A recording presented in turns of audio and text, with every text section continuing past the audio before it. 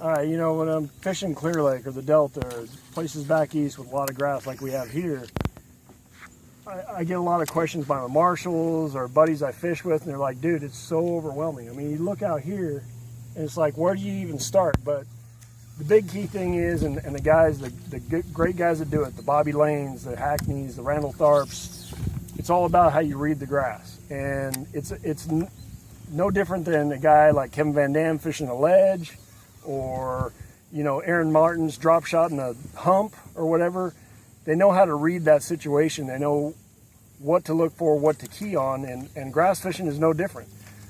So for example, if you look through here, I can see just right here in the next 50 feet, probably 5 high percentage areas where a fish should be. Not all, you know, they don't read the same book that I do, but when you learn how to read the key points and the distinct features in a mat like this, it's going to help you catch more fish. So, and the only way to get good at it is just by doing it. I mean, I can't tell you how many flips I've made in my life at Clear Lake, the Delta, you know, back east, even Florida.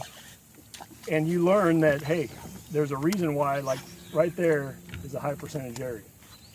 If you notice, I mean, this one's kind of obvious. There's a little point. It's different than all this other stuff. All the rest of that's kind of like a straight edge. There's a little point that runs out. That's a feeding or a ambush spot, much like that one right there. Now, when you're talking about inside, like in this mat, those pads right there, those 2 pad stems are high percentage. It's different. There's something different in there than everything else. Everything else, I'm not saying there's not fish throughout this whole thing, but your percentages go up when you are able to decipher what's different, what's irregular, because that's what generally a bass keys on. And again, it's no different than ledge fishing, drop shot, and whatever. They're always going to be using something irregular, the out of the ordinary. So when you're faced with a lot of grass, pay attention to the obvious differences and the subtle differences, and you're going to get more bites. I mean, that's the way it is to it, and the only way to do it is flip. I mean, flip and experiment with weights, colors. I generally, like when I'm punching, I want to flip the lightest weight possible to get through that cover, generally speaking. So, you know, here I'm using an ounce.